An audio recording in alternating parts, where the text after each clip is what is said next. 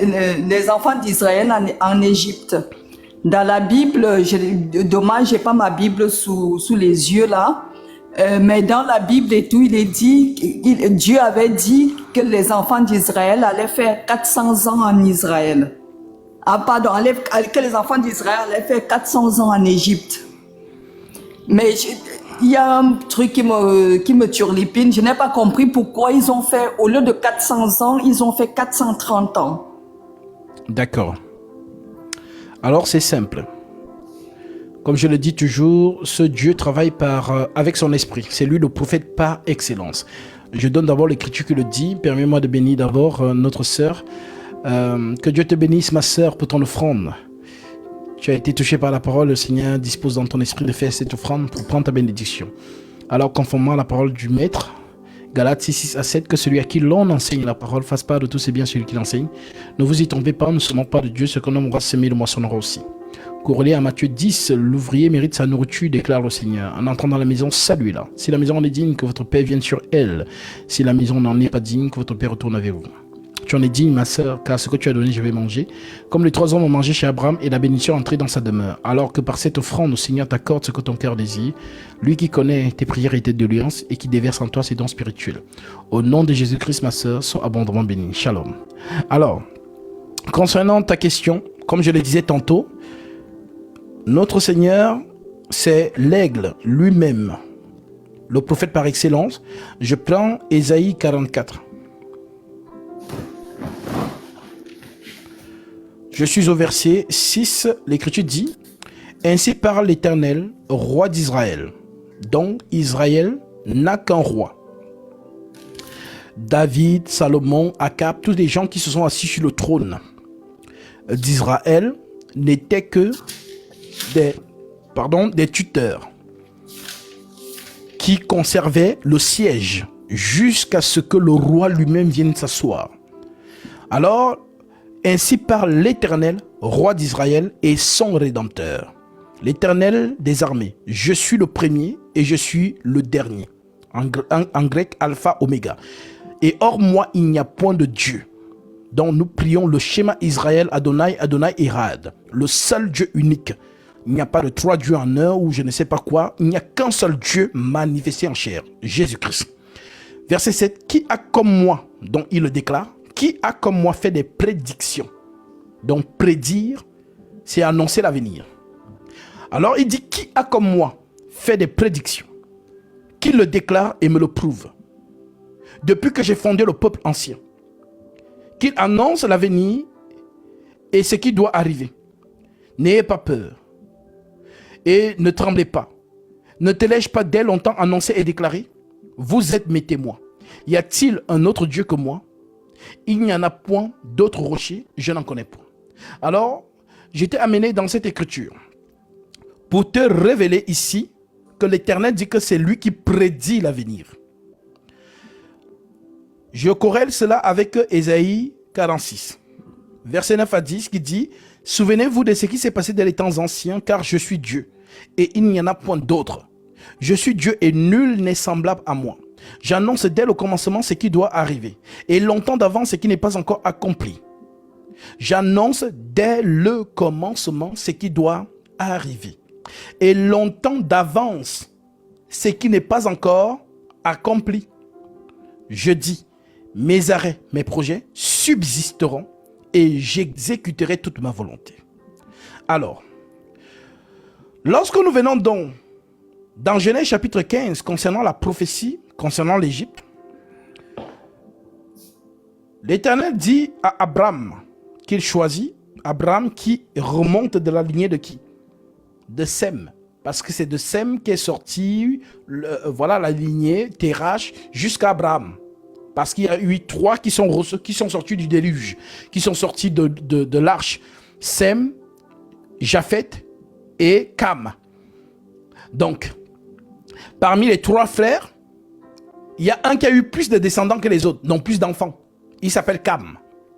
Maintenant, Dieu choisit entre les 3 Sem. Voilà pourquoi il est écrit Éternel, Dieu de Sem, et Éternel, Dieu de Sem. Donc de Sem donc, va sortir Terach. Et de Terach va sortir Abraham. Abraham qui sera appelé plus tard par Dieu lui-même parce qu'il change son nom. Tu ne t'appelleras plus Abraham, mais Abraham. Alors, c'est la prophétie qui marche, hein, parce que voilà, on revient du jardin d'Éden, on marche, voilà, Genèse 4, Caïn, Abel, on monte, et on commence à nous parler de postérité, on commence à citer beaucoup de noms qui donnent la flemme à beaucoup de gens de lire. Mais ces noms sont essentiels. Donc lorsqu'on arrive donc au déluge, c'est comme un recommencement. Maintenant, celui qui est épargné, c'est Noé. De Noé sort donc 3 fils. Parce que j'ai toujours dit, la prophétie a 3 temps. Abraham, Isaac, Jacob. C'est le tempo de la prophétie. Genèse 1, Genèse 2, Genèse 3. C'est là-bas où Dieu a parlé. Le reste, il s'est tué. Je suis celui qui est, celui qui était et celui qui vient. Donc la prophétie a 3 temps. Le Seigneur déclare encore, je chasse les démons aujourd'hui et demain, et le 3e jour, j'aurai terminé. Voilà donc pourquoi, lorsqu'on dit Dieu d'Abraham, Dieu d'Isaac, Dieu de Jacob, les gens ne comprennent pas. C'est Dieu qui parle en 3 temps. Voilà donc pourquoi, avant d'arriver chez Abraham, Isaac, Jacob, il y a d'abord Cham, Sem, Japhet. Maintenant, Dieu choisit qui entre les 3 là? Il choisit Sem, éternel Dieu de Sem. Quand je dis ça comme ça, peut-être les gens ne se retrouvent pas, donc je vais donner l'écriture.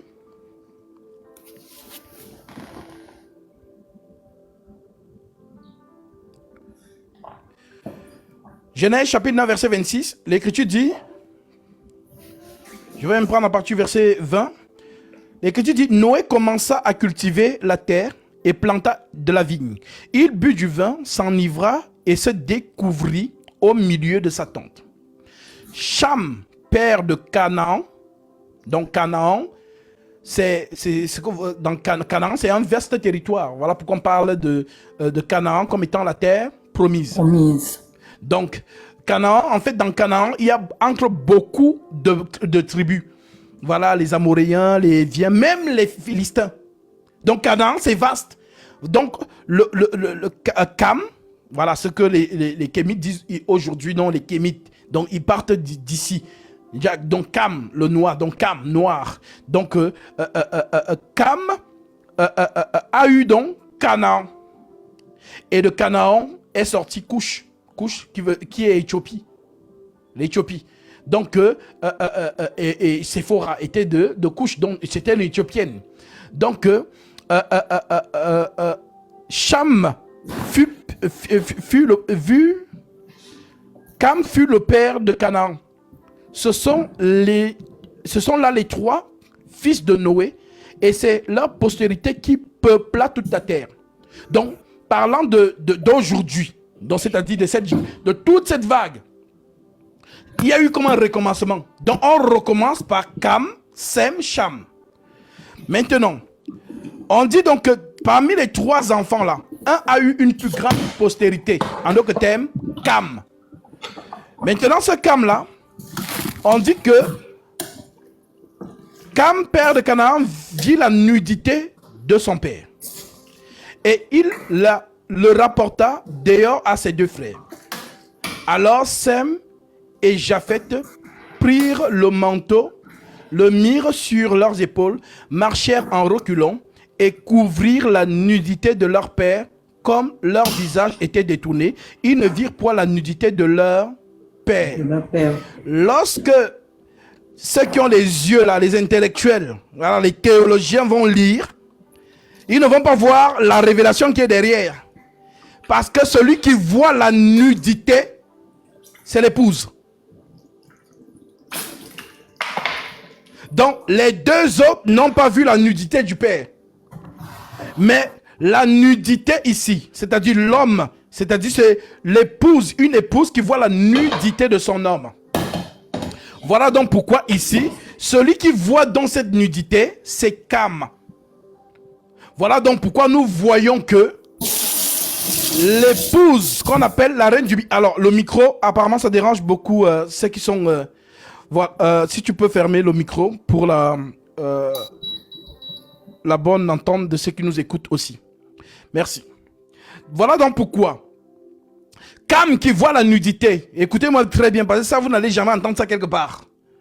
Cam qui voit la nudité du Père, lorsqu'on lit en français, on dit, ah, mais dans la révélation, la nudité, c'est la bénédiction. Car l'Écriture dit, heureux les cœurs purs, car ils verront Dieu. Et voir Dieu, c'est le voir tel qu'il est, sans habit. Donc voir Dieu dans sa réelle condition. Et cette promesse est donnée à l'Église.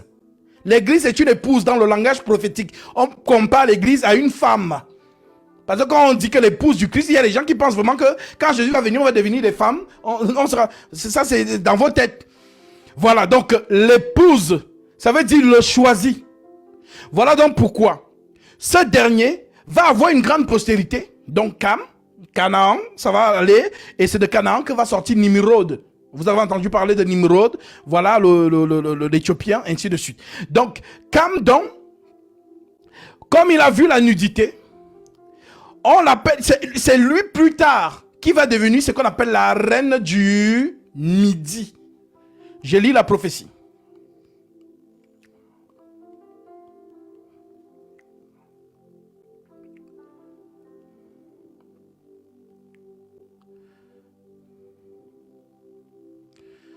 Je prends Matthieu 12, je prends directement à partir du verset 42. Jésus dit, la reine du Midi. Quand on parle de la reine du Midi, on parle de qui?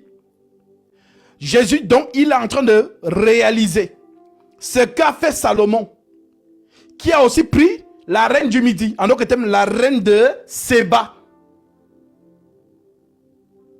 Maintenant, Jésus prophétise en disant, la reine du Midi se lèvera au jour du jugement avec cette génération et la condamnera parce qu'elle vint des extrémités de la terre pour entendre la sagesse de Salomon.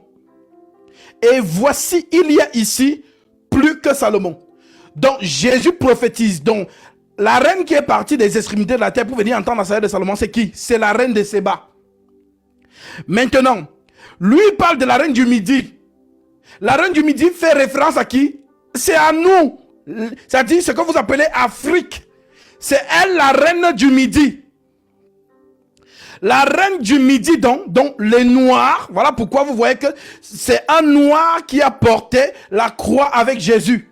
Simon de Cyrène. On dit qu'il revenait des champs. Il y avait plusieurs personnes. On aurait pu dire à quelqu'un, porte la croix avec lui. Mais c'est Simon de Cyrène. Non, pourquoi on précise Cyrène? Cyrène, c'est en Afrique. Donc, il porte donc la croix. Et commence donc à marcher avec le Seigneur. Ce qui montre que dans les mouvements prophétiques dits de Moïse, on voit Moïse, pourtant la loi lui interdisait à tout enfant d'Israël de prendre pour femme une femme étrangère. Moïse, au lieu de prendre une Israélite, va donc prendre une Africaine. Dans les textes bibliques, il n'y a pas le terme Afrique. Ifrika. Ça c'est les romans qui ont donné ce nom-là. Mais dans les termes pour identifier le peuple noir, dans ce livre, on parle de Couche, ou encore d'Égypte, ou encore de Libye, ou de Cyrène. Donc ce sont les termes qu'on emploie pour identifier le peuple noir. Voilà donc pourquoi, lorsque Moïse, dans les mouvements prophétiques, prend donc une Éthiopienne, Aaron israélite, Myriam israélite, vont donc parler contre leurs frères. Alors, lisons un peu cela pour voir ce qui se passe.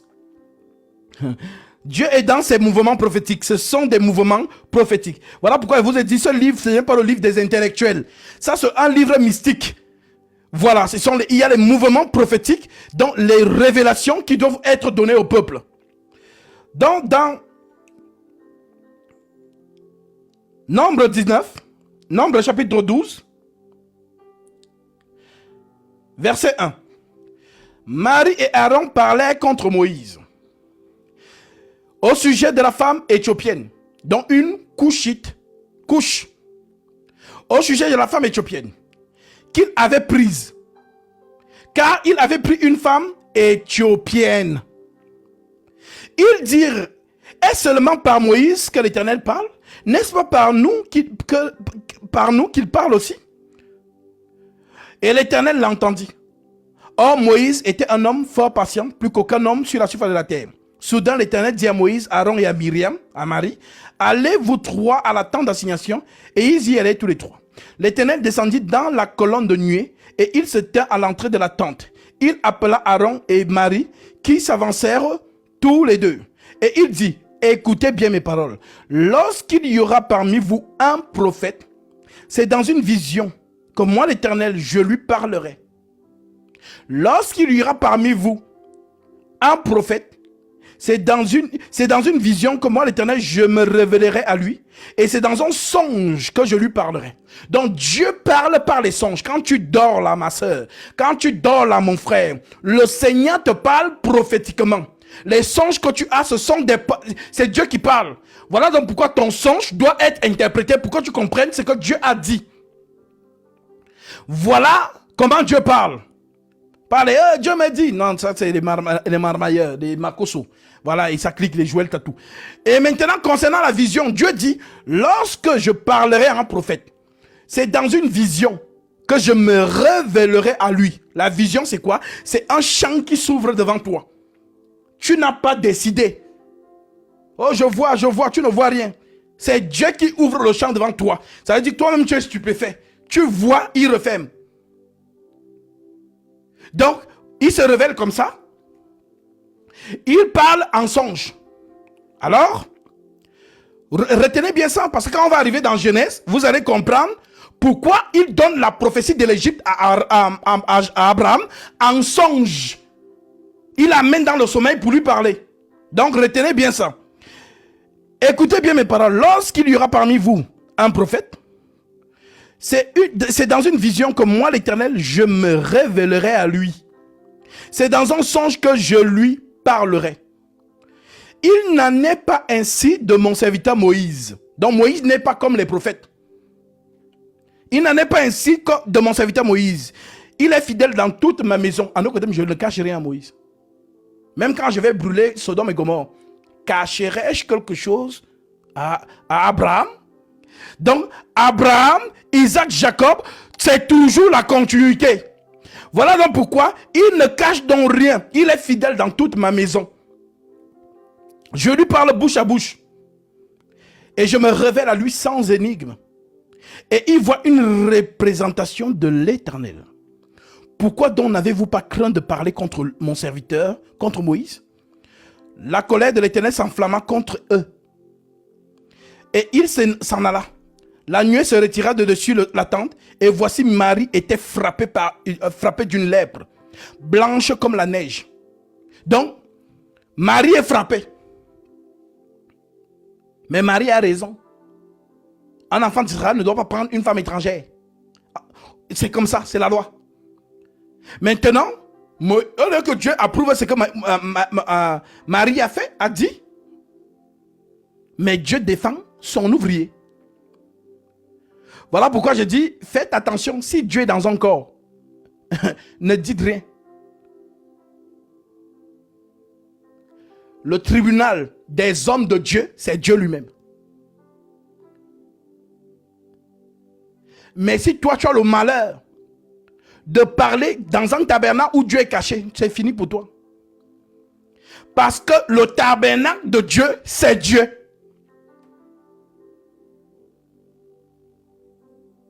Le tabernacle de Dieu, c'est Dieu. Voilà pourquoi il a dit, je t'ai fait Dieu pour Pharaon. Et Aaron sera ton prophète. Donc, Aaron sait que Moïse, c'est son Dieu. Et lui, il est son prophète. Voilà les prononciations de Dieu dans Exode 4, verset 10. Pour ceux qui veulent vérifier. Exode 4, à partir du verset 10 en descendant. Dieu déclare à Moïse, je te fais Dieu pour Pharaon et Aaron sera ton prophète. Alors, lorsque Myriam parle donc contre le tabernacle de Dieu, ben Dieu la frappe. Si on a donc maintenant compris cela, lorsqu'on vient donc dans Genèse 15,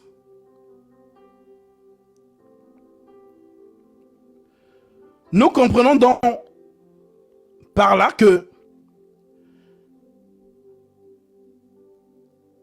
Cam voit donc par la nudité. Les frères ne la voient pas. On a donc dit ici que on marche dans la prophétie. Cam, c'est la reine du Midi plus tard, qui va venir de l'Afrique. Voilà donc pourquoi vous voyez beaucoup d'Africains trop attachés à Jésus. C'est la reine du Midi. Sur cette planète, les Africains aiment le maître. C'est la prophétie. Et le Midi, justement, lorsque l'évangile est propagé, nous voyons en effet comme les Kémites, ils aiment souvent vous dire « Oh non, les Blancs ont emporté la Bible. » Le discours de Léopold II. Mais Léopold II, c'est récent, c'est ici. Mais les écrits où la parole de Christ est arrivée en Éthiopie, ça dit, je ne sais même pas comment ils font. C'est-à-dire que tu sais, quand tu as la haine d'un nom, tu commences à inventer les choses dessus. Ça veut dire que la parole de Jésus s'est retrouvée en Éthiopie plus longtemps avant. Notamment les Nugs éthiopiens, qui est venu accompagner la reine de Candace à Jérusalem.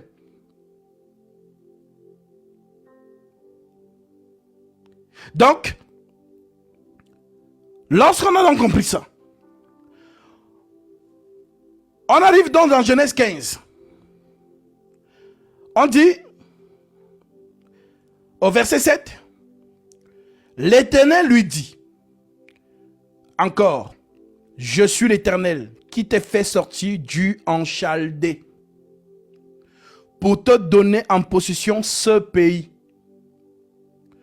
Abraham répondit, Seigneur éternel, à quoi reconnaîtrai-je que je le posséderai? Et l'Éternel lui dit, prends une génisse de 3 ans. Vous êtes dit que la prophétie a le tempo, c'est 3 ans. Une chèvre de 3 ans, un bélier de 3 ans et une tourterelle et une jeune colombe.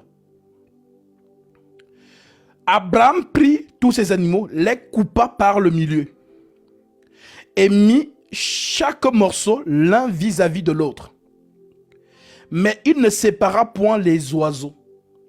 Les oiseaux de proie s'abattirent sur les cadavres et Abraham les chassa. Au coucher du soleil, crépuscule, un profond sommeil tomba sur Abraham. Dieu l'amène dans le sommeil. On doit parler. Vous retrouvez Deutéronome, nombre 12, 5, n'est-ce pas? C'est bon? Ça vient? Ok. Un profond sommeil tomba sur Abraham. Et voici une frayeur et une grande obscurité vint l'assaillir. Et l'Éternel dit à Abraham, donc il lui parle dans son sommeil. Sache que tes descendants seront étrangers dans un pays qui ne sera point à eux.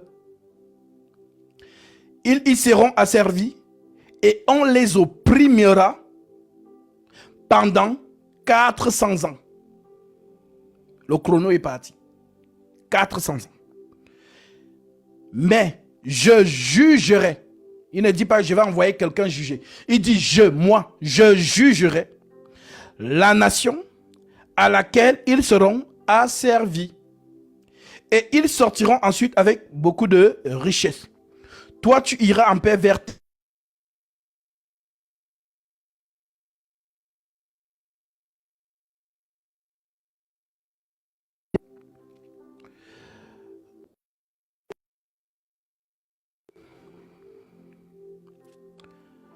verset 15.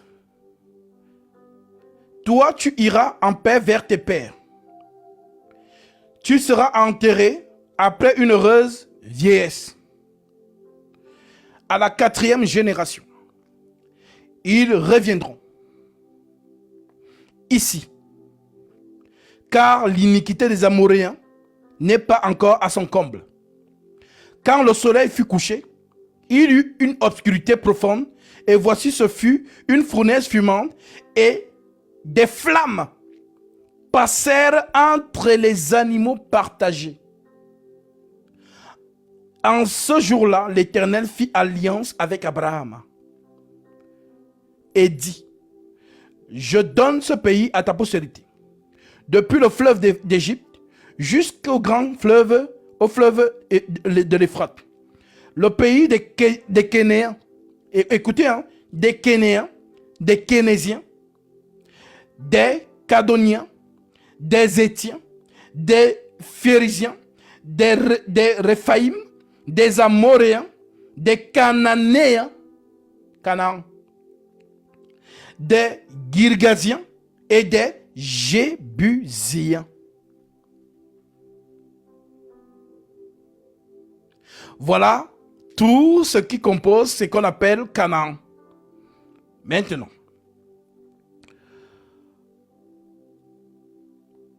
lorsque la prophétie arrive donc, c'est-à-dire que Dieu a donné le top chrono. Abraham,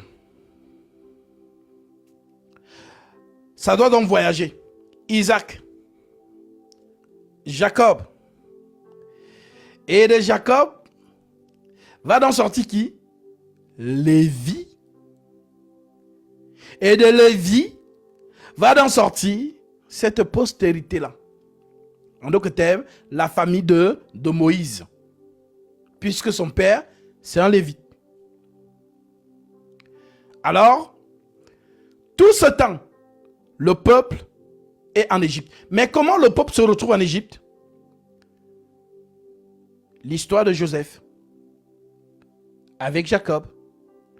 Ses frères l'ont détesté. Et ils ont tout fait pour le tuer. Tout ça, c'est quoi? La main de Dieu. Quand on lit en français, ah non, mais ces frères, ils sont méchants. Hein? Ah, ils sont méchants. Mais ceux qui sont les prophètes là-dedans, ceux qui voient vite dans les Écritures, ils voient la main de Dieu. Si vous voyez les choses ainsi, alors vous regardez le monde autrement. Oh, mais les Occidentaux sont méchants. Les Congolais ont pis. Oh, on fait les pancartes. Oh, pour Goma. Voilà, vraiment, venez aider, secourir. On fait les trucs. Vous ne comprenez rien de la prophétie. C'est la main de Dieu.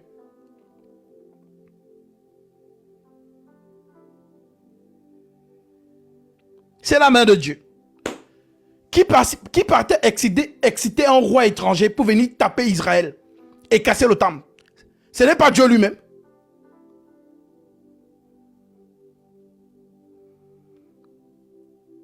Et qui ordonnait encore à ce même roi de libérer Israël et Israël reconstruisait le temple? Ce n'est pas Dieu lui-même. Vous avez besoin d'être enseigné. L'esprit de la prophétie. Donc, le Seigneur donc crée, on va dire, de l'hostilité parmi la fratrie des enfants de Jacob. On déteste Joseph. Alors, on déteste Joseph. Alors, le père envoie ses enfants au champ.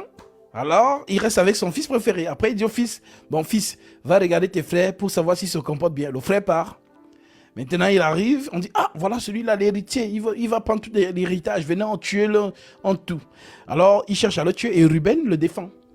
En disant que non, si on le tue, vous, on ne va rien vous faire. C'est moi l'aîné, donc tout va retomber sur moi. Donc, on ne le tue pas. Si vous voulez, jetons-le.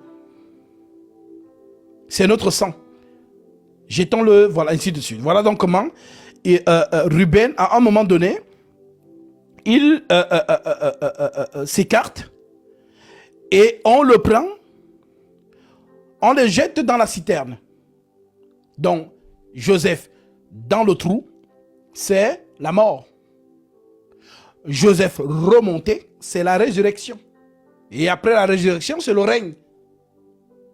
Ce sont les mouvements prophétiques. Donc, le Joseph qu'on jette dans la citerne, Je vais lire ça parce qu'il faut bien mettre l'œil sur ces choses que nous sommes en train d'enseigner afin que les gens qui ne lisent jamais là puissent aussi checker pour comprendre la main de Dieu, comment on dit, comment la prophétie marche. Parce que quand les gens entendent souvent prophétie, donc Dieu parle, mais vous ne voyez pas comment il fait les choses pour que la prophétie s'accomplisse. On dit qu'il est derrière sa parole pour l'accomplir. Il dit quelque chose, lui-même il veille. Il fait tout pour que ça s'accomplisse.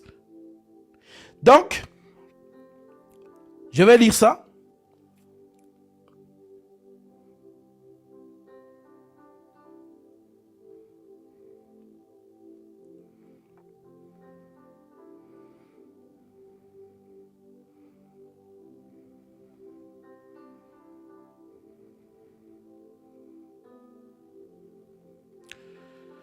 Nous sommes dans Genèse 37.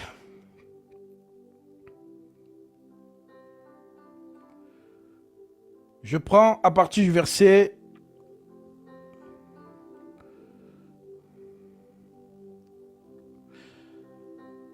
Prenons à partir du verset 1. Jacob demeura dans le pays de Canaan, où avait séjourné son père. Donc Isaac, notamment, vous connaissez cette histoire où Isaac avait pris pour femme qui? Rebecca. Rebecca a eu 2 enfants, donc Jacob et Ésaü. Et qu'est-ce que la mère, Rebecca, avait dit à ses enfants? Elle avait dit à ses 2 fils de ne pas prendre pour épouse les filles de Heth, qu'on appelle les Cananéennes. Donc les Cananéennes étaient réputées d'être des mauvaises femmes, des femmes qui bassent les hommes, les sorcières. Voilà, si vous voulez. Donc la mère, donc Rebecca, dit à ses enfants de ne pas prendre une femme parmi les Cananéennes. Donc vous voyez qu'on interdisait même déjà aux enfants d'Israël d'aller prendre des femmes étrangères. Donc Ésaü va donc désobéir à sa mère. Lui va tomber amoureux d'une femme de Canaan. Tous ces mouvements, ça explique Jésus. Voilà comment, c'est-à-dire l'attachement entre la mère et son fils aîné va donc se défaire. Et voilà pourquoi elle ne va plus trop apprécier Ésaü. Mais elle sera très proche de Jacob. Pourquoi? La prophétie. Le plus petit, le plus grand sera assujetti au plus petit. C'est ce qui avait été dit concernant sa grossesse. De toi sortiront 2 nations. Le plus âgé sera assujetti au plus jeune. Donc, Dieu, donc, pour que ça s'accomplisse, il crée des problèmes. Il crée des problèmes. Voilà. Donc, la mère commence maintenant à négliger le fils aîné. Maintenant, le fils le plus petit, donc Jacob, va donc maintenant recevoir l'accomplissement de la prophétie. Voilà donc pourquoi le père, lui, il aime son fils aîné. Il aime Ésaü. Donc maintenant, il dit à Ésaü, ah mon fils, je vais mourir, va m'acheter un gibier, je vais te bénir, ainsi de suite. Pendant qu'il est en train de parler, donner les instructions à son fils, la mère écoute au mur. D'où l'expression, mes amis, les murs ont des oreilles. Quand vous allez entendre cette expression, sachez qu'on parle des femmes qui écoutent, même si tu penses qu'elle est en train de cuisiner, et si tu es au téléphone, ne t'inquiète pas, toute son attention est dans ta conversation que tu parles. Parce que la femme, c'est-à-dire, elles sont comme ça, elles veulent toujours savoir ce qu'il y a en toi. Et tous tes secrets là, elles veulent maîtriser ça. Donc, c'est ce que Rebecca va donc faire. Elle va donc écouter aux oreilles. Elle va écouter tout ce que Isaac est en train de dire à Ésaü. Va chercher le gibier, viens, prépare-moi comme j'aime, après je vais manger, je vais te bénir. Donc la bénédiction d'Abraham là, doit donc venir sur Isaac. Doit donc venir sur Isaac. Et la bénédiction d'Isaac doit venir sur qui? Sur Jacob. Parce que la prophétie a dit que le plus jeune, le plus âgé sera assujetti au plus jeune. Donc cette prophétie partait pour qui? Ésaü. Mais comme Dieu a prophétisé, pour que cette prophétie ne vienne pas sur Ésaü, mais vienne sur le plus jeune, alors il crée tout ce qui s'est passé là. Et c'est comme ça donc, que le père envoie son fils, le fils il va chasser. La mère a tout entendu. Elle appelle donc son fils Ésaü en disant, viens, fais tout ce que je veux te dire. Va me prendre 2 chevreuils, ainsi de suite et tout. Et Jacob dit à sa mère que non. Ah, si je pars là-bas, je vais mentir et mon père va me reconnaître. Au lieu que la bénédiction vienne sur moi, ça sera plutôt la malédiction. Et la mère lui dit, ne t'inquiète pas mon fils. Que cette malédiction tombe sur moi. Il est allé prendre. Pourquoi les chevreuils? Parce que le chevreuil, c'est aussi le sacrifice. Dans Exode 12, pour faire partie d'Israël, Dieu demande de prendre un agneau ou un chevreuil. Exode 12, plus précisément, pour ceux qui veulent vérifier. Maintenant, la mère demande donc qu'on prenne les chevreuils. On prend dans le chevreuil, on recouvre Jacob, puisque Ésaü était poilu. On le retrouve dans les bras, ainsi de suite, le cou, ainsi de suite.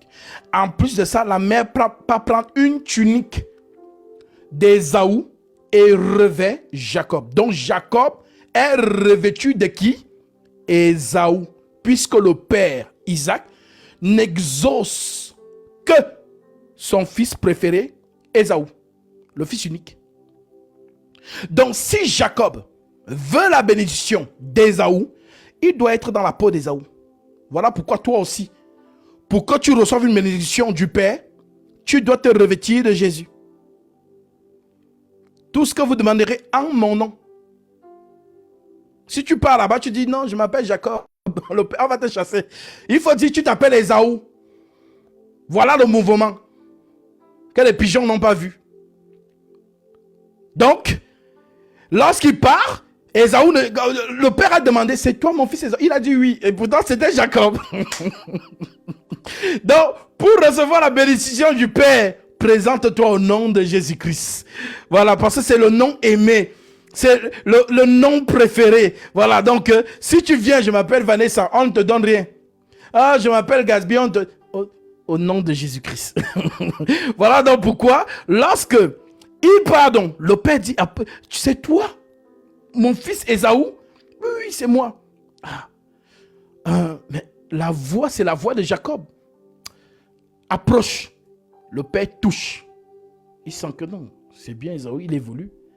Le Père dit, approche encore. Il le sent. En lui faisant une bise à la joue.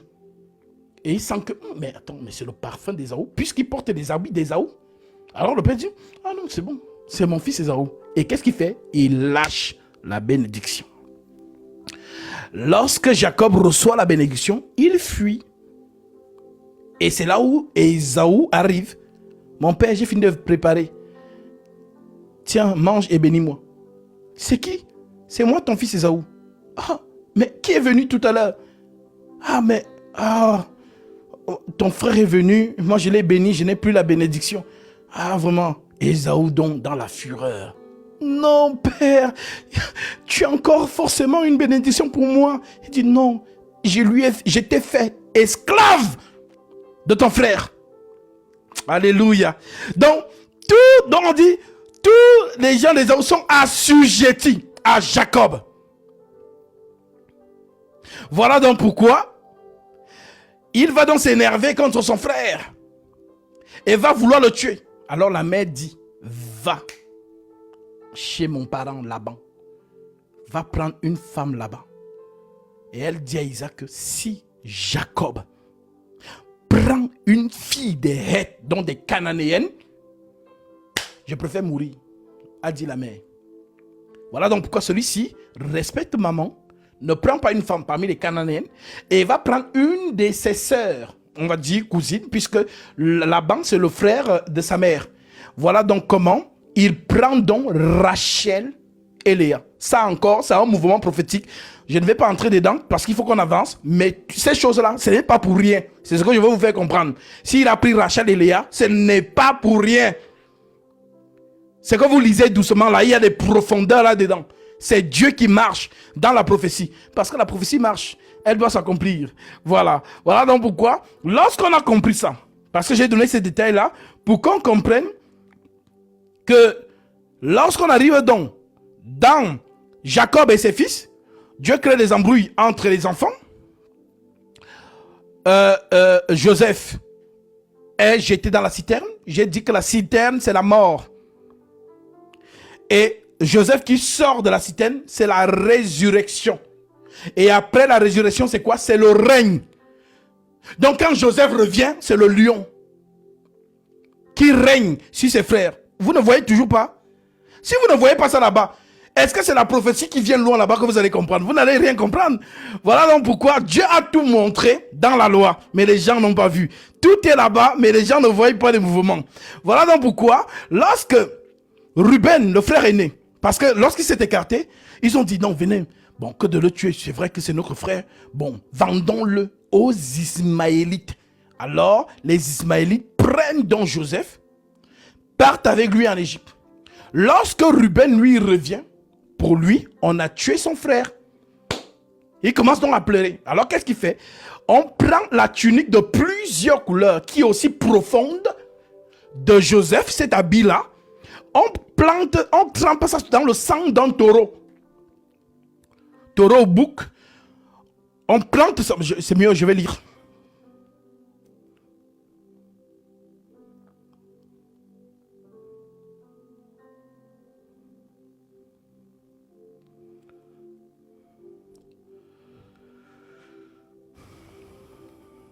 On dit donc,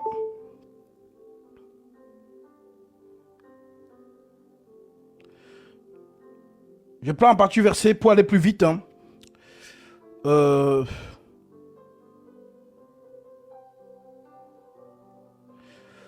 Voilà, prenons en partie verset. Voilà, prenons en partie verset 1. Jacob demeura dans le pays de Canaan, où avait séjourné son père. Voici la postérité de Jacob, Joseph âgé de 17 ans, faisant paître le troupeau avec ses frères. Et ses enfants étaient auprès des fils de Bila et de Zilpa, et des fils de Zilpa, femme de son père. Et Joseph rapporta à leur père leurs mauvais propos. Israël aima Joseph. Donc Israël, c'est Jacob. Israël aima Joseph plus que tous ses autres fils, parce qu'il l'avait eu dans sa vieillesse. Et il lui fit une tunique de plusieurs couleurs. Ses frères virent que le père l'aimait plus que tous, et ils le prirent en haine, et ne pouvaient lui parler avec amitié. Joseph eut un songe, et il raconta à ses frères qui le haïrent encore davantage. Il leur dit, écoutez donc ce songe que j'ai eu. Nous étions alliés des gerbes, au milieu des champs, et voici, ma gerbe se leva et se tint debout. Et vos verges l'entourèrent et se prosternèrent devant elle. Ses frères lui dirent, est-ce que tu vas régner sur nous? Est-ce que tu nous gouverneras? Et ils le haïrent encore davantage à cause de ses songes et à cause de ses paroles. Mais est-ce que le songe est réalisé? Oui, parce qu'en Égypte, il a gouverné sur toute l'Égypte. Verset 9. Il eut un autre songe. Et il les raconta à ses frères. Et il dit, j'ai eu encore un songe. Et voici le soleil, la lune et les 11 étoiles se prosternaient devant moi. Il le raconta à son père et ses frères. Son père le réprimanda devant moi. Le réprimanda et lui dit, que signifie ce songe que tu as eu? Faut-il que nous venions, moi, ta mère et tes frères, nous prosterner en terre devant toi? Ses frères eurent de l'envie contre lui, mais son père garda le souvenir de ces choses. Donc le père, il a entendu le songe. Il ne jette pas ça, il garde. Que mon fils, je sais que ça va se réaliser. Le père garda le souvenir de ces choses. Ah, un soleil qui se prosterne devant une étoile. Est-ce que vous comprenez ça? Vous pensez que c'est le... Non, le Seigneur est merveilleux. Le soleil se prosterne devant l'étoile. Ça, quand Dieu le permettra, on va parler de ça. Le soleil qui se prosterne devant l'étoile. Et vous allez comprendre comment Jésus est merveilleux.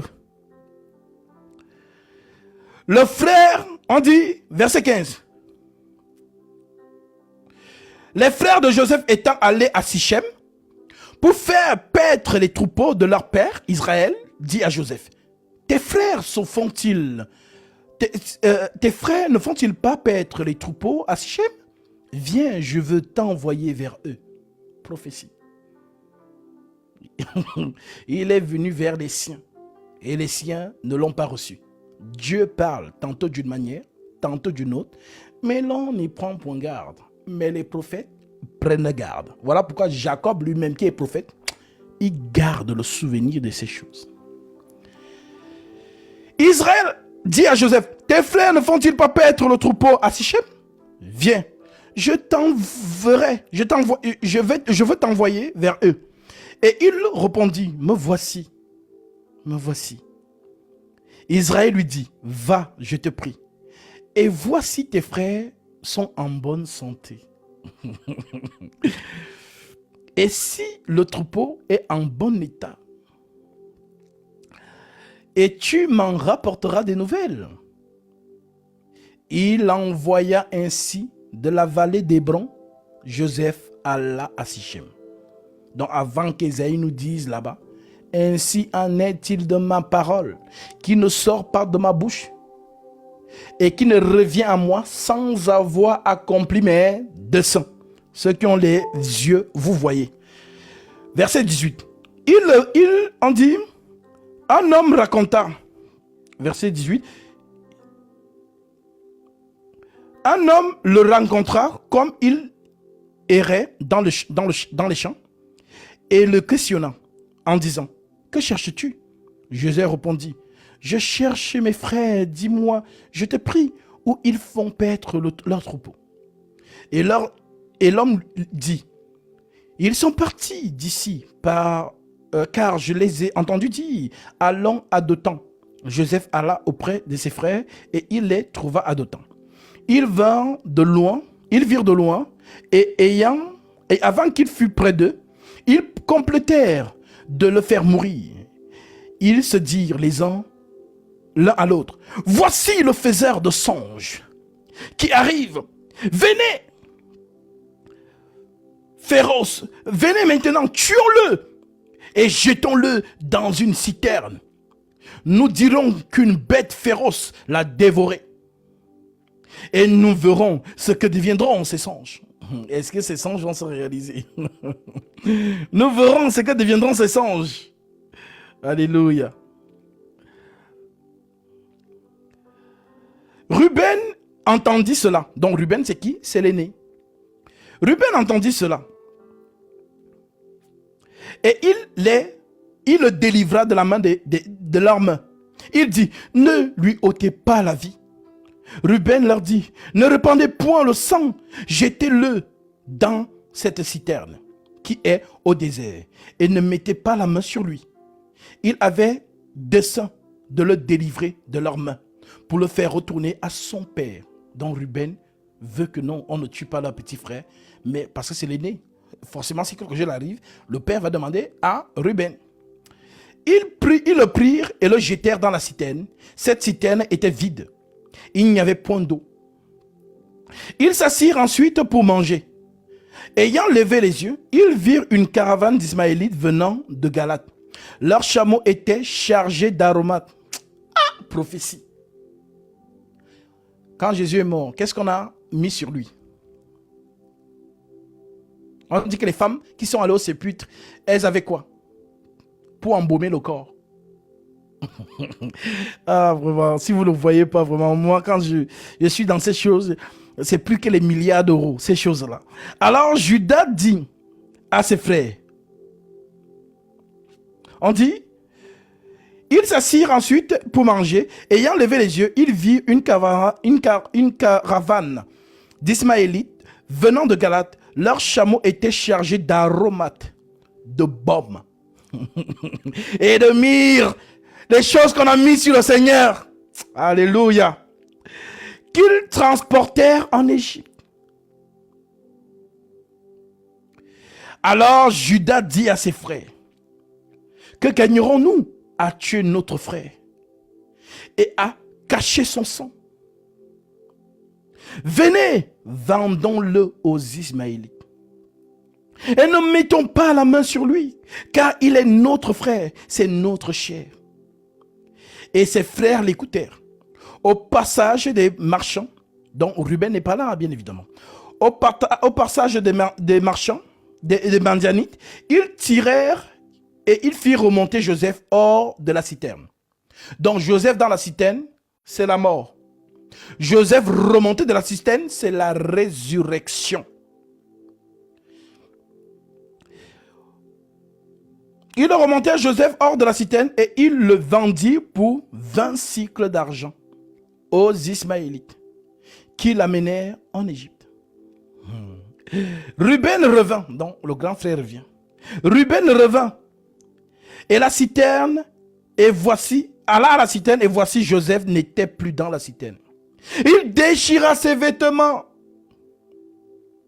retourna vers ses frères et dit, l'enfant n'y est plus, et moi où irai-je? Ils prirent alors la tunique de Joseph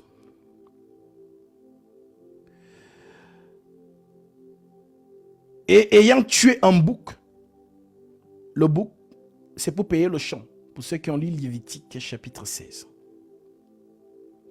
Et ceux qui ont lu également Proverbes 27, 26.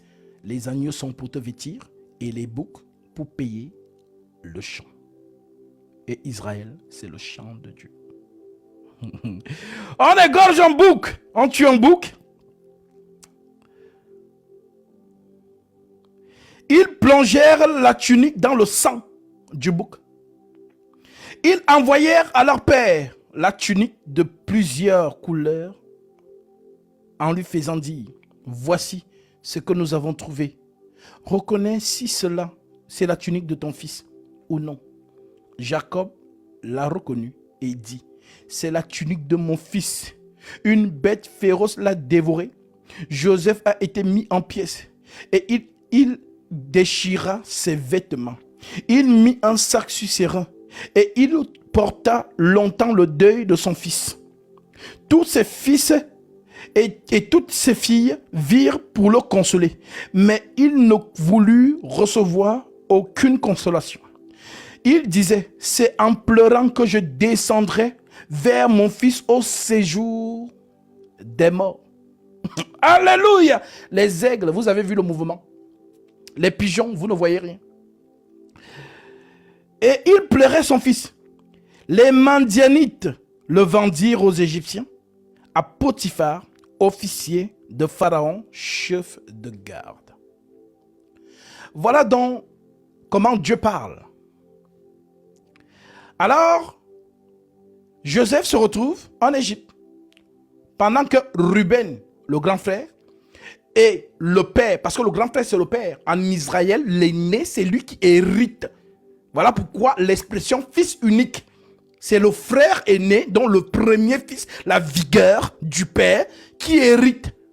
Même dans nos traditions africaines, il y a encore certaines familles qui, l'héritier, c'est le fils aîné. Même s'il y a plusieurs filles, s'il y a elles ont un petit frère, c'est lui l'héritier.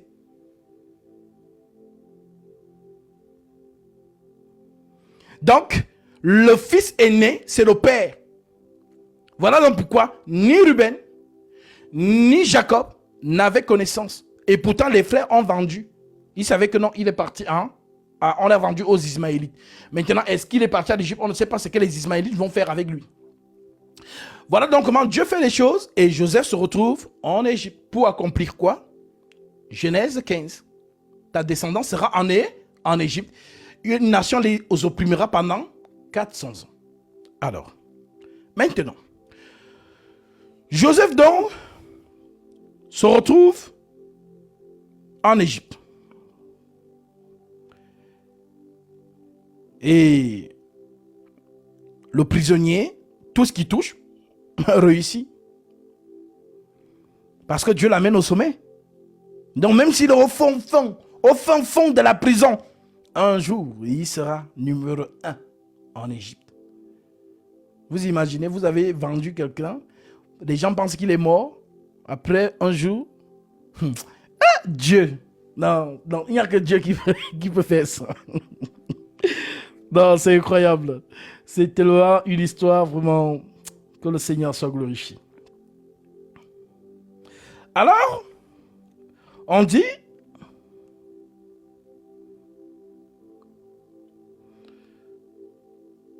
on continue.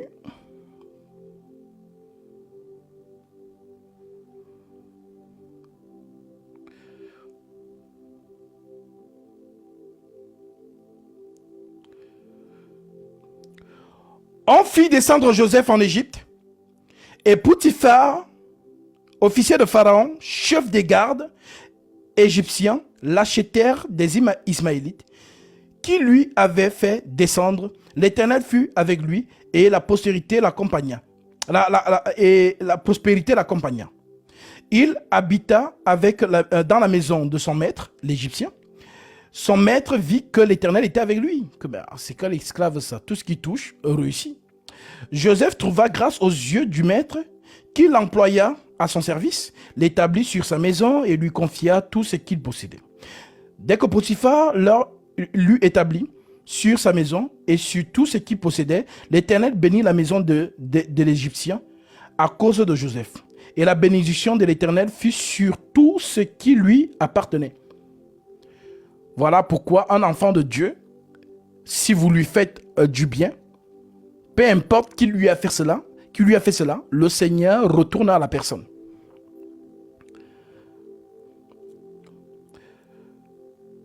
Après ces choses, il arriva que la femme de son maître porta les yeux sur Joseph. Ah, les femmes.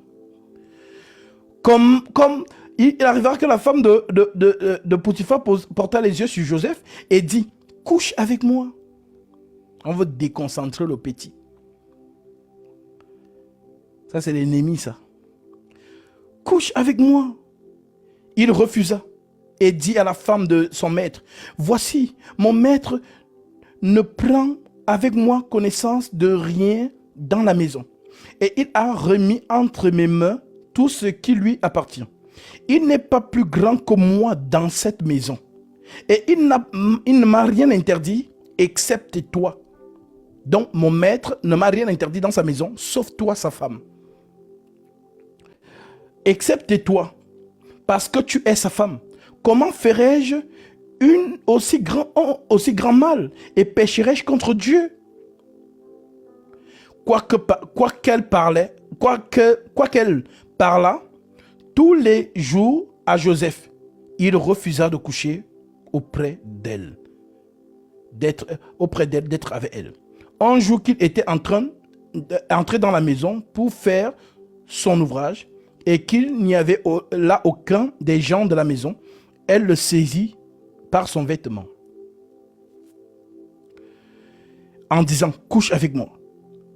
Il lui laissa son vêtement dans la main et s'enfuit dehors. Donc, ça, les prophètes, vous comprenez? Ça, c'est qui? Tout ça, c'est pourquoi? Pour qu'il aille jusqu'au palais. On dit donc, elle posa les vêtements de Joseph à côté d'elle jusqu'à ce que son maître rentrât à la maison. Alors elle lui parla ainsi. L'esclave hébreu que tu nous as amené est venu vers moi pour se jouer de moi. Et comme j'ai élevé la voix et que j'ai crié, il a laissé son vêtement à côté de moi et s'est enfui dehors. Après avoir entendu ces paroles de sa femme, qui lui disait, voilà ce que m'a fait ton esclave. Le maître de Joseph fut enflammé de colère, prit Joseph et le mit dans la prison, dans le lieu où les prisonniers du roi étaient enfermés. Il fut là en prison, l'Éternel fut avec Joseph et il entendit sur lui sa bonté. Il le mit en faveur aux yeux des chefs de la prison et les chefs de la prison plaça sous sa surveillance tous les prisonniers qui étaient dans la prison et rien ne s'y faisait que par lui. Le chef de la prison ne prenait aucune connaissance de ce que Joseph avait en main parce que l'Éternel était avec lui et l'Éternel donnait de la réussite à ce qu'il faisait. Donc Dieu était vraiment avec Joseph dans tout ce qu'il faisait. Maintenant, on va prendre directement lorsqu'il s'assoit sur le trône. Donc c'est concernant les songes, hein, parce que le panetier et les chansons du roi d'Égypte vont avoir des songes dans la prison. On dit, le panetier voyant, le chef des chansons raconta son songe à Joseph et lui dit, dans mon songe, voici, il y avait un cep devant moi. Ce cep avait 3 sarments. Quand il eut poussé, sa fleur se déposa et ses grappes donnèrent des raisins mûrs. La coupe de Pharaon était dans ma main. Je pris les raisins, je le pressai dans la coupe de Pharaon et je mis la coupe dans la main de Pharaon. Joseph lui dit, et voici l'explication. Les 3 sarments sont 3 jours. Encore 3 jours et Pharaon relèvera ta tête et te rétablira dans ta charge. Tu mettras la coupe dans la main de Pharaon comme tu avais l'habitude lorsque tu étais son échanson. Mais souviens-toi de moi quand tu seras heureux et montre, je te prie, de la bonté en mon égard. Parle en faveur, parle à ma faveur à Pharaon et fais-moi sortir de cette maison. Car j'ai été enlevé du pays des Hébreux et ici même je n'ai rien fait pour être mis en prison. Ah, c'est merveilleux. Le chef des panetiers, dont le panetier c'est le pâtissier, si vous voulez, le boulanger du roi. Le panetier, voyant que Joseph avait donné une explication favorable, dit, voici, il y avait aussi dans un mensonge 3 corbeilles de pain blanc sur la tête. Dans la corbeille, le plus élevé, dans la corbeille la plus élevée, il y avait pour Pharaon des mets de toute espèce, cuits au four, et les oiseaux les mangèrent. Mais la corbeille au-dessus de ma tête, Joseph répondit et dit, et voici l'explication. Les 3 corbeilles sont 3 jours. Encore 3 jours, et Pharaon enlèvera ta tête de dessus toi. Te fera pendre au bois, et les oiseaux mangeront ta chair.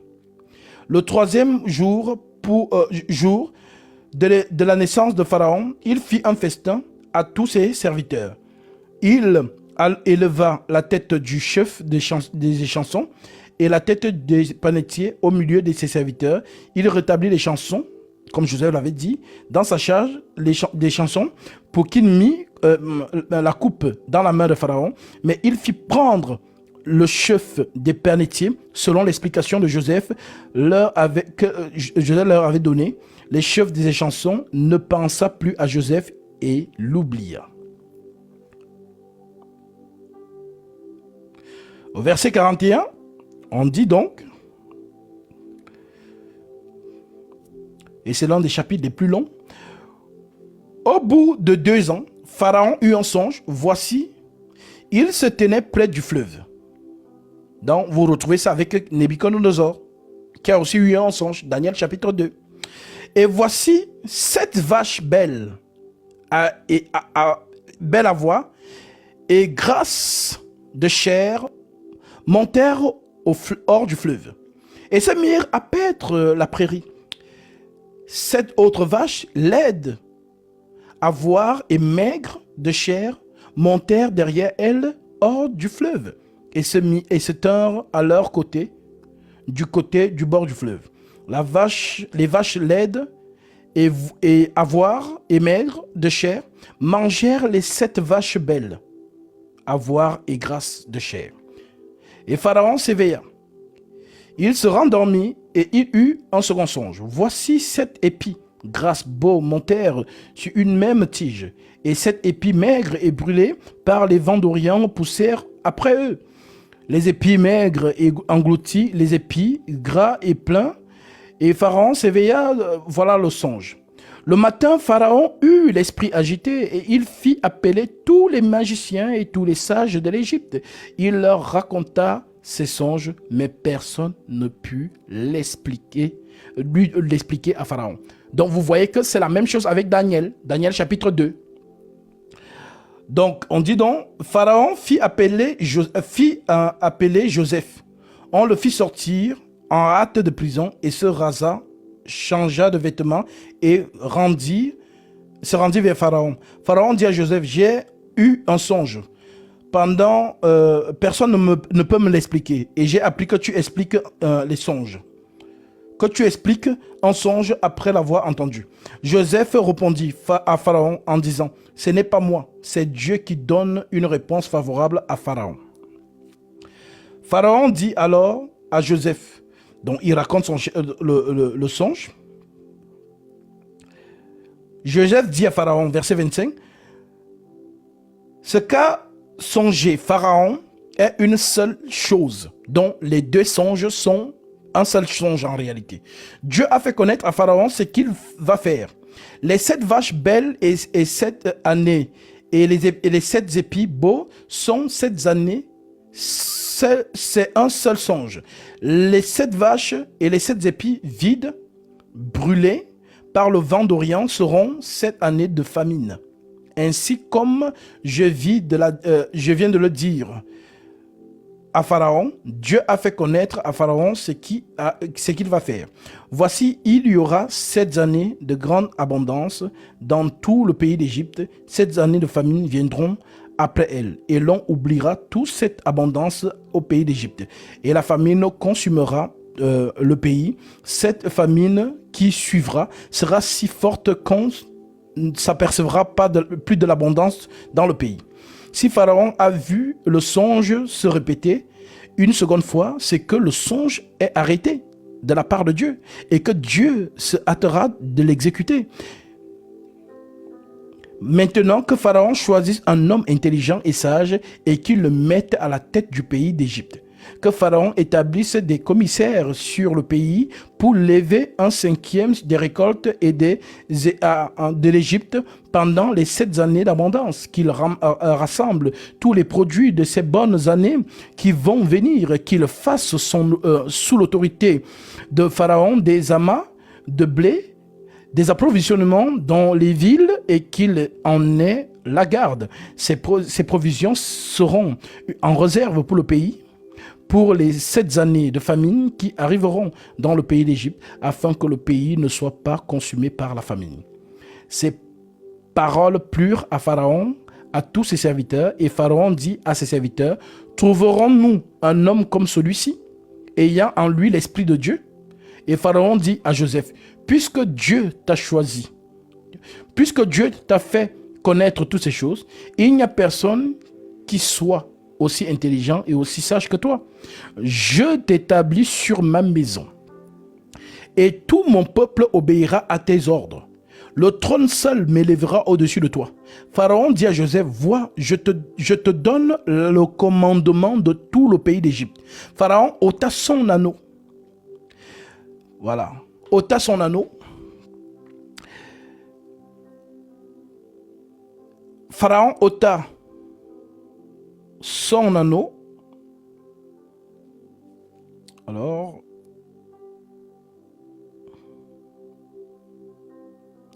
oui, Pharaon ôta son anneau,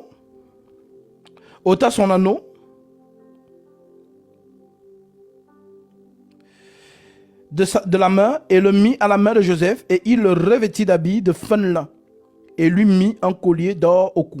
Il le fit monter sur le char qui suivait le sien, et l'on criait devant lui à genoux. C'est ainsi que Pharaon lui donna le commandement de tout le pays d'Égypte, et il dit encore à Joseph, je suis Pharaon, et sans toi personne ne lèvera la main ni le pied dans tout le pays d'Égypte. Pharaon appela Joseph du nom de Saphnath-Panéa, et il lui donna pour femme Asnath, fille de Potiphar, prêtre d'On.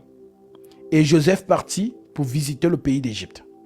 Donc, voilà donc comment Dieu fait en sorte que Joseph s'élève en Égypte. Et ce dernier, pour ceux dont la lecture intéresse, les frères vont donc venir en Égypte parce que leur père va les envoyer que il y a la famine qui arrive, allez en Égypte acheter voilà, des vivres, ainsi de suite, des réserves. Et quand ils arrivent là-bas, ils trouvent Joseph, qui ne vont pas le reconnaître directement, mais Joseph va permettre en sorte que le dernier né donc Ephraïm, non, Joseph, Benjamin, étant pour moi, Benjamin puisse rester. Donc, Joseph et Benjamin, c'est un langage. Joseph et Benjamin, c'est un langage. Donc, pour que le père vienne, il faut que Benjamin soit là. Voilà donc comment Joseph fait en sorte que le père vienne en Égypte. Donc, ceux à qui l'écriture intéresse, vous pourrez le lire. Voilà donc pourquoi, lorsque la tribu du père vient donc en Égypte, ils vont s'établir. Ils vont s'établir, et ils vont commencer à devenir nombreux, et apparemment, ce pharaon va mourir. Et quand il va mourir, Joseph aussi, voilà, donc le peuple va commencer à se mélanger. Donc on ne saura plus distinguer où sont les Égyptiens, où sont les Israélites, donc la postérité de Jacob qui est venue, la descendante d'Abraham. Donc ils vont commencer à devenir un seul peuple, mais plus nombreux que les Égyptiens de souche. D'où on peut comprendre même les enfants, parce que Joseph lui-même a fait des enfants avec une Égyptienne. Eh oui. D'où le mélange.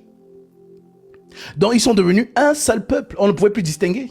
Maintenant, lorsque non seulement le pharaon part, celui qui a nommé Joseph, Joseph lui-même part, qu'est-ce qui va se passer? Il y a un autre pharaon qui va venir et qui sera donc mauvais. Et c'est donc lui qui va donc accomplir la prophétie que Dieu a donnée à Abraham. Ta descendance sera esclave. Ils seront asservis par un pays. Donc, il va donc asservir cette génération-là, ainsi de suite. Et c'est comme ça que de ce peuple qui est venu libre se retrouve donc esclave en Égypte. Et quand ils sont donc maintenant esclaves par vraiment les tâches difficiles, ainsi de suite, tout ce temps-là, ils prient, ils pleurent. Mais est-ce que Dieu entend les prières? Non. Pourquoi? Parce que le temps n'est pas écoulé. Donc quand Dieu donne la prophétie, on ne prie pas contrairement à la prophétie. Si Dieu a dit quelque chose et que toi tu pries pour ça, ça ne va pas s'accomplir. Parce que justement, la prophétie doit s'accomplir. Voilà donc pourquoi 400 ans étant arrivés, est-ce qu'on a donc vu Dieu? Non. Car l'Écriture précise dans Exode 12 que toute la durée des enfants d'Israël en Égypte furent de 430 ans. Mais pourquoi donc 30? Parce que c'est ta question. On a voyagé comme ça pour arriver sur ces 30. Et comme je vous explique souvent, dans la spiritualité, nous ne comptons pas le zéro. Donc, 403. Et le chiffre 3, c'est le chiffre de quoi? La prophétie. Voilà donc comment. Le 3 donc, c'est le sacerdoce. Le 3, c'est Dieu lui-même. Lorsqu'il travaille. Donc, 401 ans, rien. Oh Dieu, rien. 403, 404. 407, 408, 409, 410, 411, 412, 413, 414, 415, 416, 417, 418, 419, 420, 421, 422, 423, 424, 425, 426, 427, 428, 429, 430. Alors, il descend. Il se retrouve sur le Sinaï. Maintenant qu'il est là, il lui faut un cheval. Il lui faut un tabernacle. Alors qu'est-ce qu'il fait? Il attire donc un homme qui était au sommet comme son ancêtre, Joseph.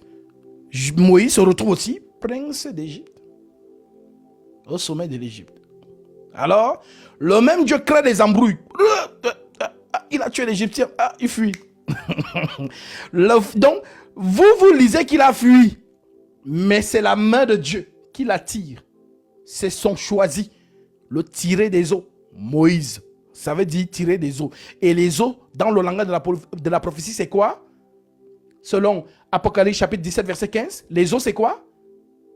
Les peuples, les nations et les langues.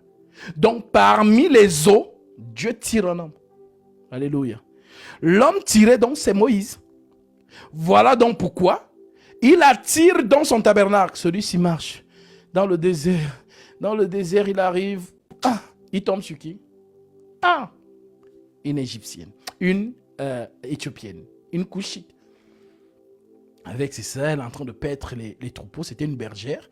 Maintenant, Moïse les sauve, voilà, d'une petite guéguerre qu'il y avait là. Maintenant, ils vont dire au père, on a vu un homme. Voilà, il nous a défendu. Le père dit, mais pourquoi vous ne l'avez pas amené-le? On amène donc Moïse. Le père donne à Moïse au travail. le père donne comme première fille sa fille, Séphora. Voilà donc Moïse qui commence à vivre au milieu des Madianites tranquillement. Parce qu'on dit que son père, le père de Séphora, était un sacrificateur. Jéthro. Sacrificateur de Madian. Alors, qu'est-ce qu'on appelait sacrificateur dans nos coutumes africaines? Un sacrificateur était comme un chef de village, un chef coutumier. C'est le chef du village. On dit chef du village, donc c'est un initié. Donc, Jéthro était aussi chef de Madian, un sacrificateur. Alors, Moïse va donc vivre avec son beau-père et sa fille. Alors, ce dernier va donc être attiré sur la montagne. Et quand il est attiré là-bas, il prend quoi? Une verge. Elle a appelé, comment il s'appelle, Wilfried Zawi, pour qu'il vienne écouter. Voilà. Il monte donc avec une verge. Maintenant, la verge qu'il met là, il monte avec. Lorsqu'il arrive là-bas, on va donc lire. Qu'est-ce qui s'est passé?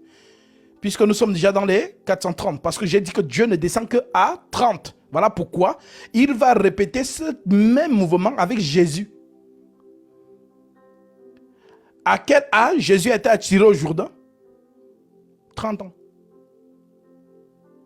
Et si tu enlèves le 0, il reste combien? 3. C'est le chiffre de l'esprit. En d'autres termes, le service. Donc lorsque Dieu descend, c'est toujours 30, donc 3. Voilà donc pourquoi avec Moïse, il descend à 430 ans. Avec Jésus, il descend aussi à 30 ans. L'esprit qui a tabernaclé Moïse, c'est le même esprit qui va tabernacler Jésus-Christ. Parce que c'est un sanctuaire, c'est une maison. Jésus, c'est un sanctuaire. L'Écriture dit, Dieu n'habite pas dans des temples faits de main d'homme. Le temple de Dieu, c'est un homme. Et l'homme là, qui a construit le temple, la maison de Dieu? Car Salomon nous dit de son côté, dans 2 Chroniques, chapitre 2, verset 6. Je vais lire ça pour que vous compreniez ces choses-là. 2 Chroniques.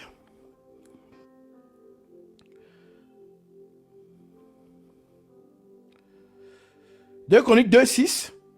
Salomon dit, mais qui a le pouvoir de lui bâtir une maison? Puisque les cieux et les cieux et les cieux ne peuvent le contenir.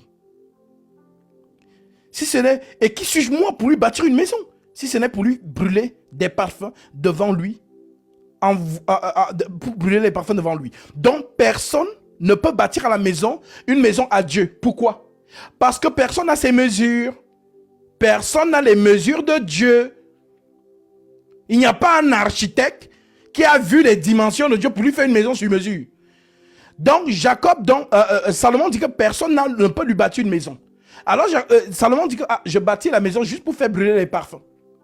Maintenant, lorsqu'on voit donc Dieu lui-même venir bâtir sa maison, parce que la maison qu'il est en train de bâtir, c'est lui qui a les propres dimensions de Dieu. Car les cieux et les cieux et les cieux, l'univers intersidéral ne peut pas le contenir. Alors lui-même vient construire sa maison. Et c'est cette maison qui va le contenir. Alléluia. Maintenant, je vous pose la question.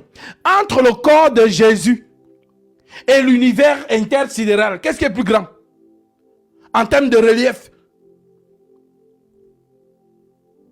En termes de périmètre? N'est-ce pas l'univers? Alors Paul vous dit donc, en lui habita corporellement toute, pas un peu, toute la plénitude de la divinité. Dieu descend, il vient entrer dans sa maison. Alors Malachie capte et Malachie nous dit ceci. Malachie chapitre 3. Ah, vraiment, le Seigneur est merveilleux. Malachie 3. Voici, j'enverrai mon messager, et il préparera le chemin devant moi, et soudain entrera dans son temple le Seigneur que vous cherchez, et le messager de l'alliance que vous désirez. Voici, il vient, dit l'Éternel des armées. Donc nous l'avons donc vu dans le Jourdain. Jean-Baptiste plonge la maison, le sanctuaire céleste, et lorsqu'il ressort la maison de l'eau, j'ai vu les cieux ouverts et l'Esprit descendit sur lui comme une colombe. Tac. Dieu est maintenant dans sa maison. Il commence à marcher. Il amène la maison où? Au sacrifice. Dès qu'il sacrifie la maison, il sort. Puisque un souverain sacrificateur fait les sacrifices où? Dans un sanctuaire. Comme Aaron dans la tente d'assignation.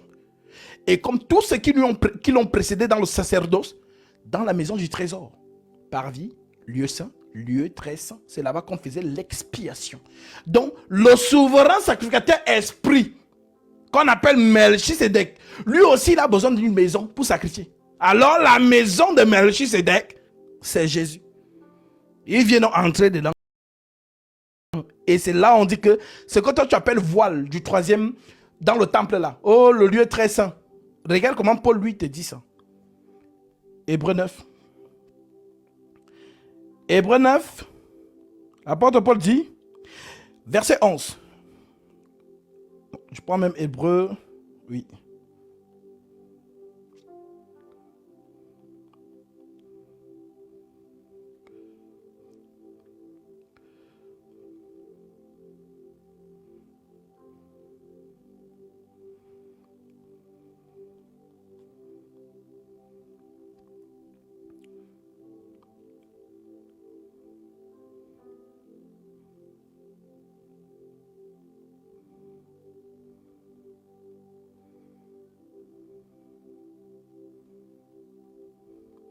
Paul dit,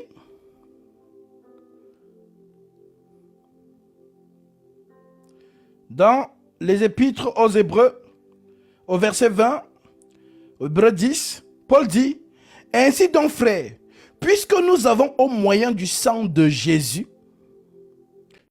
une libre entrée dans le sanctuaire par la route nouvelle et vivante qu'il a inaugurée pour nous au travers du voile, c'est-à-dire de sa chair. Donc ce que tu vois rideau là, le lieu très saint, il y a un rideau. Quand on dit, oh, quand Jésus est mort, le rideau se déchira du haut en bas. Maintenant, Paul te donne la révélation que en fait, le sanctuaire, donc la maison du trésor, c'était Jésus. Voilà pourquoi c'était deux temples dans lesquels l'esprit devait entrer. Le même esprit qui est entré dans le temple où Zacharie est entré, c'est le même esprit qui est entré dans Jésus. En d'autres termes, Gabriel. Là encore, les gens vont commencer à... Voilà. Donc, lorsque le père de Jean-Baptiste, Zacharie, est entré dans le lieu très saint pour présenter le parfum, quelqu'un a apparu là-bas. Gabriel. Et il était posé où? Sur la table des parfums. Et on dit que Zacharie fut troublé en le voyant. Maintenant, celui qui est entré là-bas, parce que Zacharie, lui, officiait dans le temple qu'on a construit. Il a fallu 46 ans pour bâtir ce temple. Et toi, tu peux le rebâtir en 3 jours. Voilà. Donc, le temple là. Celui qui est entré là-bas, c'est Gabriel. Maintenant, le temple, le vrai temple du ciel, en d'autres termes, Jésus, l'esprit qui est descendu le jour du Jourdain là, c'était Gabriel.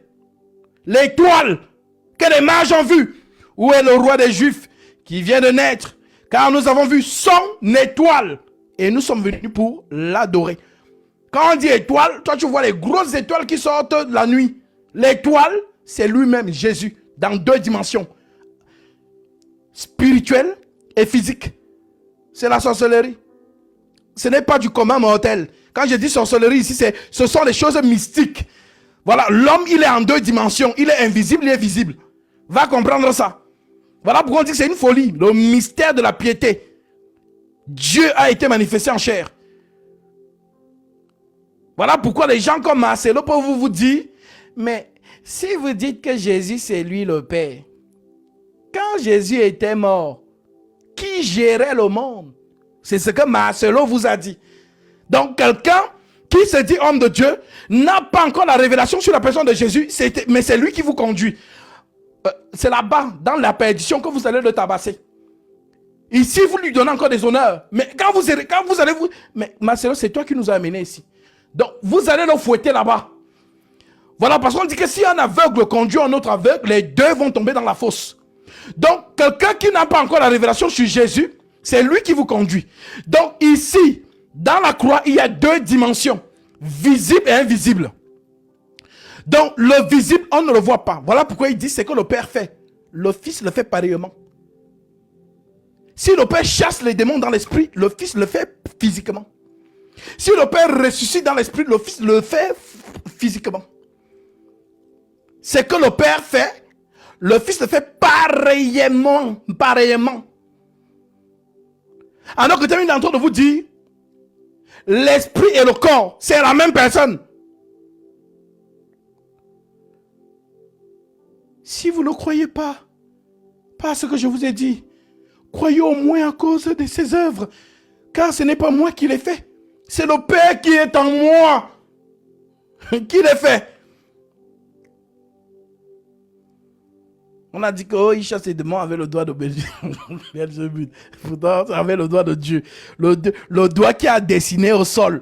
Lorsqu'on a attrapé cette femme en flagrant délit d'adultère, les pharisiens sont venus. Ah, Jésus, on a attrapé cette femme. La loi dit qu'on doit la tuer. Toi, tu dis quoi? On dit qu'il se baisse par terre. Il écrit au sol. Et lorsqu'il a fini d'écrire, il se lève. Il dit que celui qui n'a pas encore péché lui jette la première pierre. Quelqu'un l'a jeté la première pierre? Non. Parce que le doigt qui a écrit au sol, c'est le même doigt qui a écrit la loi. Donc le doigt qui a écrit la loi, c'est le doigt qui peut effacer la loi.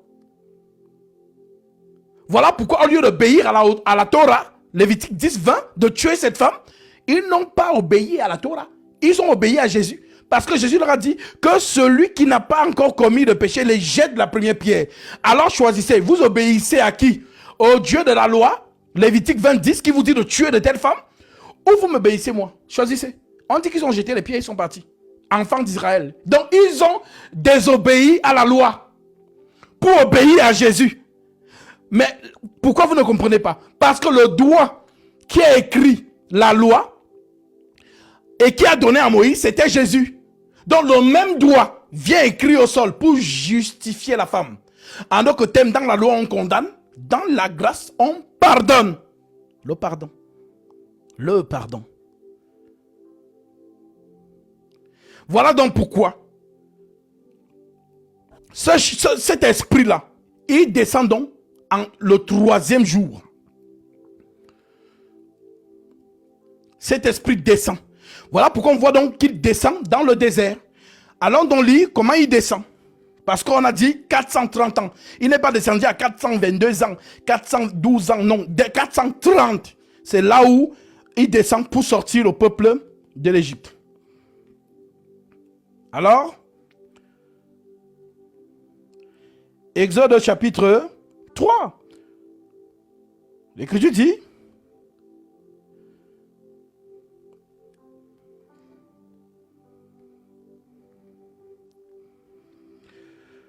Moïse faisait paître le troupeau de Jéthro, son père, son beau-père, sacrificateur de Madian.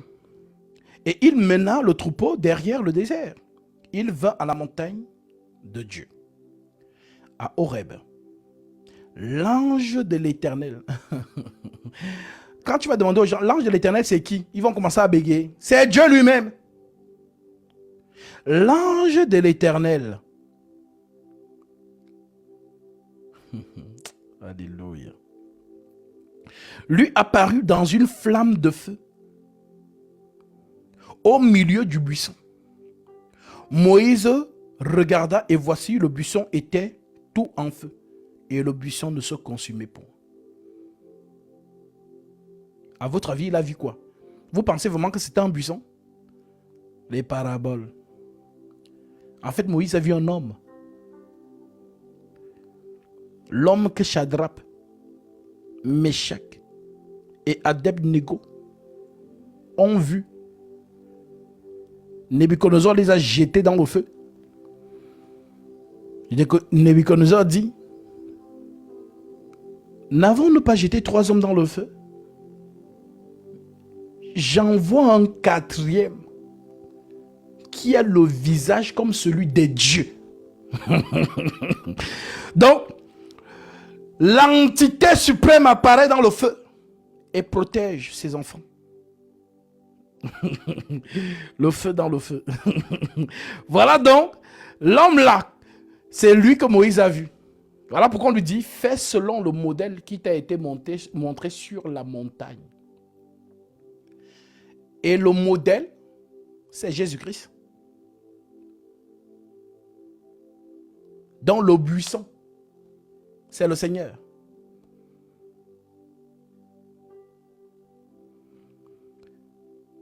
L'ange de l'Éternel lui apparut dans une flamme de feu au milieu d'un buisson. Moïse regarda et voici le buisson était tout en feu. Et le buisson ne se consumait point. Moïse dit, je veux me détourner pour regarder, pour voir quelle est cette grande vision. Et pourquoi le buisson ne se consume point? L'Éternel vit qu'il se détournait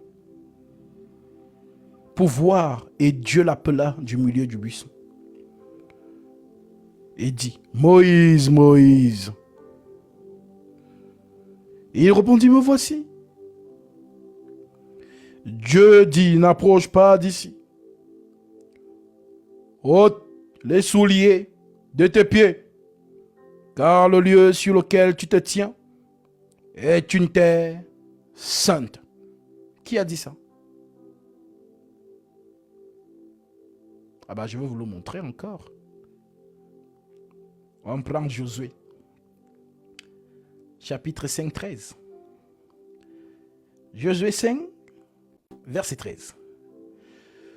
Comme Josué était près de Jéricho, il leva les yeux et regarda, voici un homme se tenait debout devant lui, son épée nue à la main.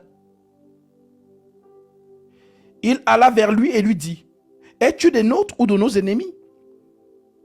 Il lui répondit, non, mais je suis le chef de l'armée de l'Éternel. J'arrive maintenant. Josué tomba le visage contre terre et se prosterna et lui dit, qu'est-ce que mon Seigneur dit à son serviteur? Et le chef de l'armée de l'Éternel lui dit, ôte tes souliers de tes pieds, car le lieu sur lequel tu te tiens est saint. C'était qui? C'est Michael. Le même personnage que Moïse a vu là-bas. Ici, il y a des choses que parfois j'ai envie de monter, mais je vois que vous êtes encore, voilà, petit à petit. Voilà, petit à petit. Petit à petit. Donc, celui qui dit donc, lorsqu'il met ses pieds, tu ôtes tes souliers. Ôte les souliers de tes pieds, car le lieu sur lequel tu te tiens est saint. Josué fit ainsi. On dit que l'homme là a l'épée, l'épée dégainée. Lui c'est un guerrier, donc il vient les soutenir pour aller attaquer Jéricho. Alors on revient dans Exode 3. On dit donc,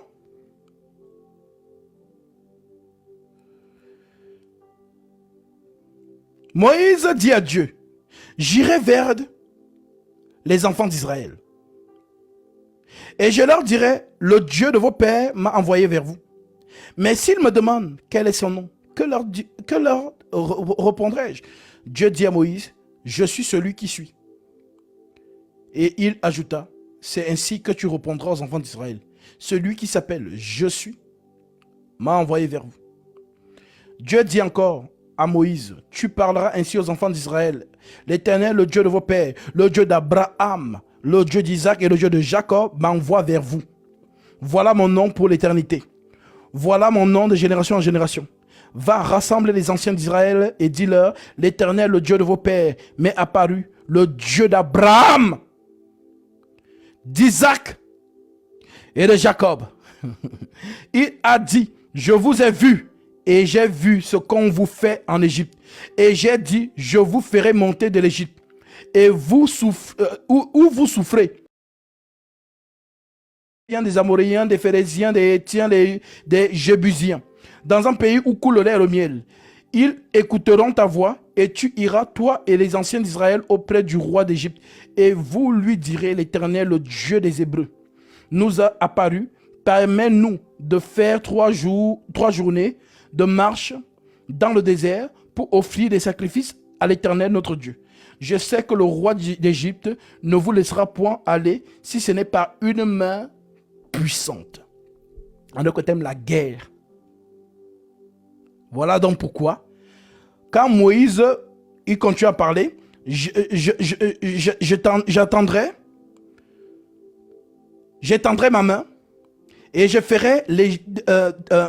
frapperai l'Égypte par toutes sortes de prodiges que je ferai au milieu d'elle. Après quoi, il vous laissera aller. Je ferai même trouver grâce à ce peuple aux yeux des Égyptiens.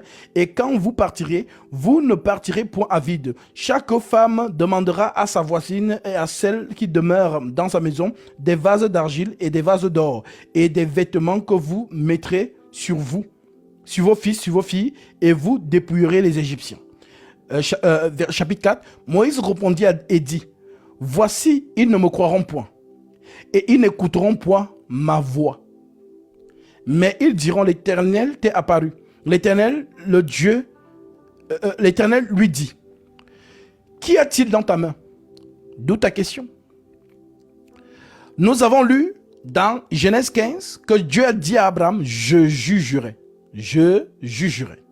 Maintenant, Dieu pose la question à Moïse, il y a quoi dans ta main? Qu'y a-t-il dans ta main?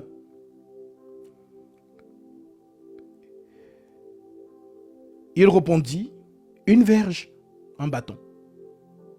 Et l'Éternel lui dit, jette-la par terre. Il la jeta par terre et elle devint un serpent. Moïse fuya devant lui. Aïe! Moïse a fui. Et l'Éternel dit à Moïse, étends ta main et saisis-le par la queue. Il étendit la main et le saisit, et le serpent redevint une verge dans sa main.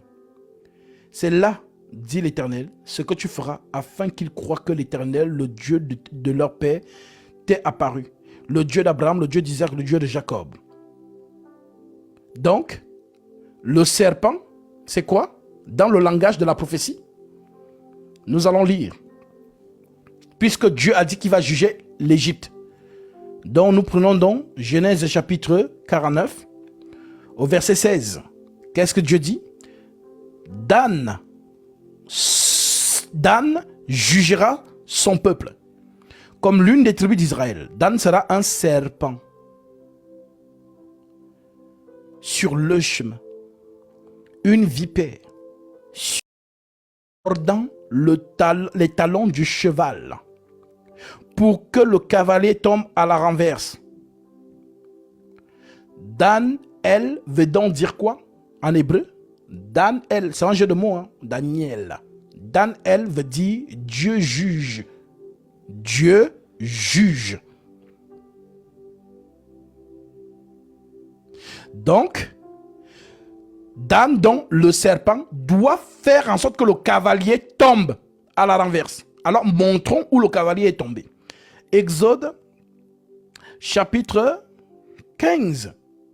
Après la victoire, après la guerre, l'Écriture dit quoi? Exode 15, verset 1. Alors Moïse et les enfants d'Israël chantèrent ce cantique à l'Éternel et dirent, je chanterai à l'Éternel car il a fait éclater sa gloire.